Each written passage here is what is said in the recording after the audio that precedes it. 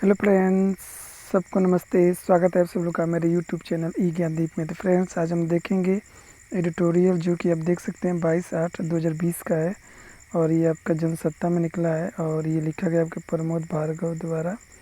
और ये लिखते हैं, इनका टाइटल जो है ये है आपका तेल रिसाव और बिगड़ता पर्यावरण। तो आइए स्टार्ट करते हैं। मॉरिशस के समुद्र तट ब्लू बे मरीन पर खड़े जापानी जहाज के 2 टुकड़े हो जाने से उसमें भरा कच्चा तेल जल सतह पर फैल चुका है। हिंद महासागर में फंसे इस जहाज की टंकियों में करीब 4000 टन तेल भरा था। स्थानीय लोगों और पर्यावरण व पर्यटन प्रेमियों ने तेल रिसाव को रोकने की कोशिश की, लेकिन तेज हवाओं और ख़राब मौसम के चलते कामयाबी नहीं मिली। जहाज़ के निचले हिस्से में आई दरारें चौड़ी होती चली गईं। नतीजतन जहाज़ 2 टुकड़ों में विभाजित हो गया। समुद्र में फैले इस कच्चे तेल से आसपास के द्वीपों में मौजूद कछुओं और दुर्लभ समुद्री पौधों को खतरा उत्पन्न हो गया है। इन्हें सुरक्षित निकालने के प्रयास जारी हैं। मॉरिशस के प्रधानमंत्री प्रविंद जगन्नाथ ने पर्यावरण आपातकाल की घोषणा करते हुए अंतर्राष्ट्रीय समुदाय से मदद मांगते हुए कहा है, तेल रिसाव से देश की 13 लाख आबादी के लिए गंभीर खतरा पैदा हो गया है। चलते हैं नेक्स्ट। इन्हें सुरक्षित निकालने के प्रयास जारी है। मॉरिशस के प्रधानमंत्री प्रविंद जगन्नाथ ने पर्यावरणीय आपातकाल की घोषणा करते हुए अंतर्राष्ट्रीय समुदाय से मदद मांगते हुए कहा कि तेल रिसाव को 13 लाख आबादी के गंभीर खतरा पैदा हो गया है। यह देश वैसे भी आजीविका के लिए पर्यटन पर निर्भर है और यहाँ के समुद्री द्वीप और उन पर पाए जाने वाले जीव जंतुओं पर्यटकों के लिए प्रमुख आकर्षण के केंद्र बिंदु हैं। कोरोना संकट के कारण पहले से ही पर्यटक नहीं आ रहे हैं। अब इस तेल के रिसाव ने इस संकट की ओर बढ़ा दिया है।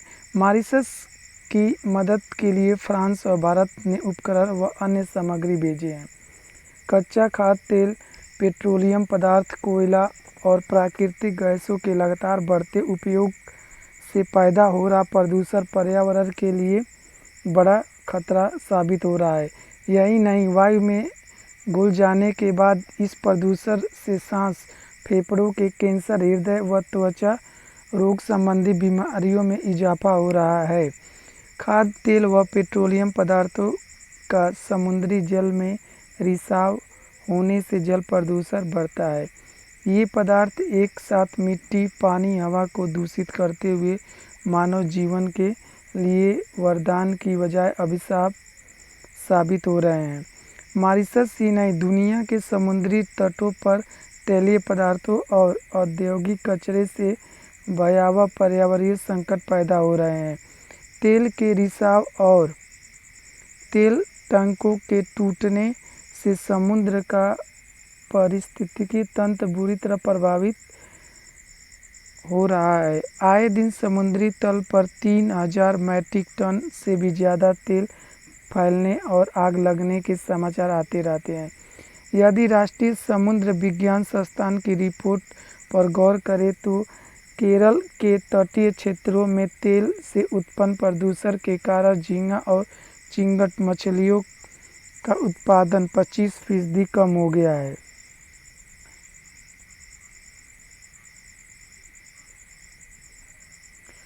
कुछ साल पहले डेनमार्क के बाल्टिक बंदरगाह पर 1900 टन तेल के फैलाव के कारण प्रदूषण संबंधी एक बड़ी चुनौती खड़ी हो गई थी। इक्वाडोर के गैलापेगोस द्वीप समूह के पास समुद्र के पानी में लगभग 6.5 लाख लीटर डीजल और भारी तेल के रिसाव से मिट्टी और समुद्र जीवों के लिए बड़ा खतरा हो गया था। टैंक से लगभग 2000 मीट्रिक टन एक्टिनाइड एशियन रसायन फैल जाने से क्षेत्रवासियों का जीवन संकट में पड़ गया था। इस घटना के ठीक पहले कांडला बंदरगाह पर ही समुद्र में फैले लगभग 3 लाख लीटर तेल से जामनगर के पास कच्छ की खाड़ी के उथले पानी में स्थित समुद्री राष्ट्रीय उद्यान में दुर्लभ जीव जंतुओं की कई प्रजातियां मारी गई थी। जापान की राजधानी टोक्यो के पश्चिमी तट पर 317 किलोमीटर की पट्टी पर तल के फैलाव से जापान की तटीय शहरों में हाहाकार मच गया था। इस तरह रूस में बेलाय नदी के किनारे बिछी तेल पाइपलाइन से 150 मीट्रिक टन तेल के रिसाव से यूराल पर्वत पर बसे ग्रामवासियों के समक्ष पेयजल का संकट खड़ा कर दिया था। सेंजुआन जहाज के कोरल चट्टानों से टकरा जाने के कारण अटलांटिक तट पर करीब 30 लाख लीटर तेल का रिसाव होने से समुद्री जीव प्रभावित हुए थे। मुंबई से लगभग 1600 मीट्रिक तेल का रिसाव हुआ था। इस तरह बंगाल की खाड़ी में क्षतिग्रस्त टैंकर से तेल के फैलने से निकोबार द्वीप समूह तबाही मच गई थी, जिससे यहाँ रहने वाले जनजातीय और समुद्री जीवों को भारी हानि हुई। लाइबेरिया के एक टैंकर से 85,000 मीट्रिक टन से रीसे तेल ने स्कॉटलैंड में 25 समूहों को भारी हानि पहुंचाई थी। सबसे भयंकर तेल का फैलाव अलास्का में हुआ था। यह रिसाव प्रिंस विलियम साउंड टैंकर से हुआ था। इस तेल के फैलाव का असर 6 महीने से ज़्यादा समय तक रहा। चलते हैं नेक्स्ट।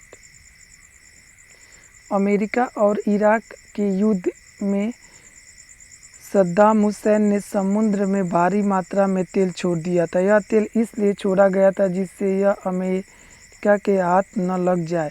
अमेरिका द्वारा इराकी तेल टैंकरों पर की गई बमबारी से भी लाखों टन तेल समुद्र सतह पर फैला था। एक अनुमान के मुताबिक इस कच्चे तेल की मात्रा 10 लाख बैरल थी। इस तेल के बहाव ने फारस की खाड़ी में घुसकर जीव जगत के लिए भारी हानि पहुंचाई थी। इस प्रदूषण का असर मिट्टी, पानी और हवा तीनों पर रहा था। एक अनुमान के मुताबिक 200 खरब रुपए की पर्यावरणीय क्षति अकेले पेट्रोलियम पदार्थों के इस्तेमाल के कारण उठानी पड़ रही है। इस वजह से 42.6% कोयले से 37.4% प्राकृतिक गैसों के प्रयोग से पर्यावरण को भारी नुकसान हो रहा है।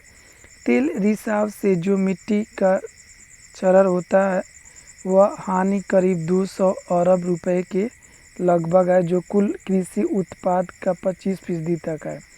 ईंधन उपयोग में विश्व में भारत का 5वां स्थान है और 1981 से 2000 के बीच इसमें सालाना 6% और 2003 से 2016 तक 12% की वृद्धि हो रही है।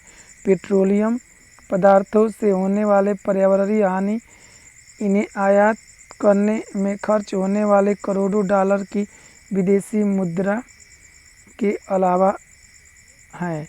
गौरतलब है कि भारत अपनी कुल पेट्रोलियम ज़रूरतों की आपूर्ति का स्तर 70% तेल आयात करके करता है। दुनिया में करीब 64 करोड़ वाहन मार्गों पर गतिशील हैं। इनमें इस्तेमाल हो रहे डीजल पेट्रोल प्रदूषण का मुख्य कारण है। प्रदूषण रोकने के तमाम उपायों के बावजूद 150 lakh ton carbon monoxide, 10 lakh ton nitrogen oxide और 15 लाख टन हाइड्रोकार्बन हर साल कार्बन डाइऑक्साइड पैदा करती है, जो ओजोन परत के लिए खतरा बन रही है। विकसित देश वायुमंडल प्रदूषण के लिए 70% दोषी हैं, जबकि विकासशील देश 30%। विश्व बैंक ने जल प्रदूषण के कारण समुद्र तटीय क्षेत्रों में रहने वालों के स्वास्थ्य पर पड़ने वाले असर की कीमत 110 रुपये प्रति व्यक्ति आकी है। इस दूषित जल से मछलियाँ कैंसर से पीड़ित हो जाती हैं। अनजाने में मांसाहारी लोग इन्हीं रोगग्रस्त जीवों का आहार बना लेते हैं। इसी कारण मांसाहारियों में त्वचा संबंधी रोग व अन्य लाइलाज बीमारियां घर कर लेती हैं। समुद्र में फैलते तैलीय पदार्थ वायुमंडल और मानव जीवन को संकट में डालने वाले साबित हो रहे हैं। तो फ्रेंड्स, ये आर्टिकल बहुत अच्छा था और बहुत नॉलेज मिला। तो friends, thank you for watching.